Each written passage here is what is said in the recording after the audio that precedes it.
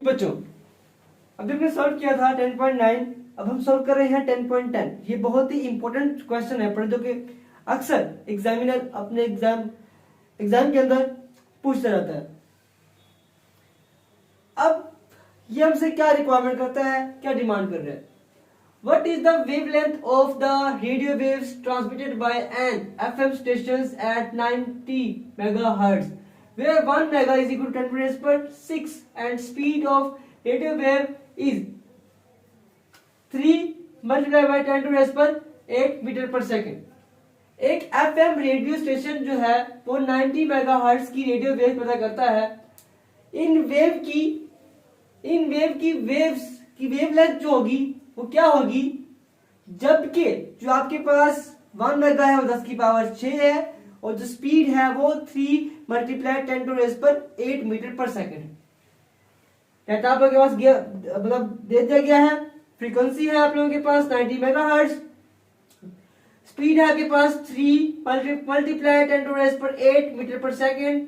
हमने यहाँ पे वेव लेंथ फाइंड करनी है। Formula V is equal to f lambda. हमने फाइंड करनी है लैम्डा फाइंड करनी है, तो lambda is equal to V over F। ठीक है बच्चों, अब करते हैं कैलकुलेशन इसकी।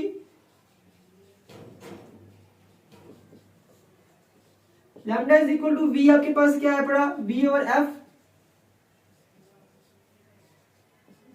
V आपके पास क्या है पड़ा, वो है जी 3 10 टू रेज पर 8 मीटर पर सेकेंड, और आपके जो फ्रीक्वेंसी है वो है 90 10 टू रेज पर 6 हर्ट्ज।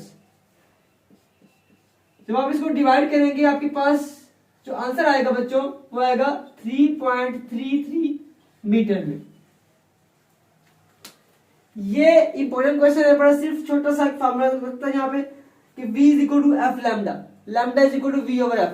इस फार्मूले से आप इस वेवलेंथ को फाइंड कर सकते हैं।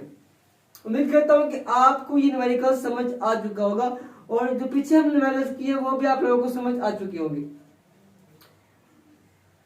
आप जहां से आपको समझना है आपने उस चीज को बार बार पॉज करना है, देखना है, ताकि आपको समझ आ जाए अच्छी तरह से और आप पेपर में अच्छे नंबर लेके आओ।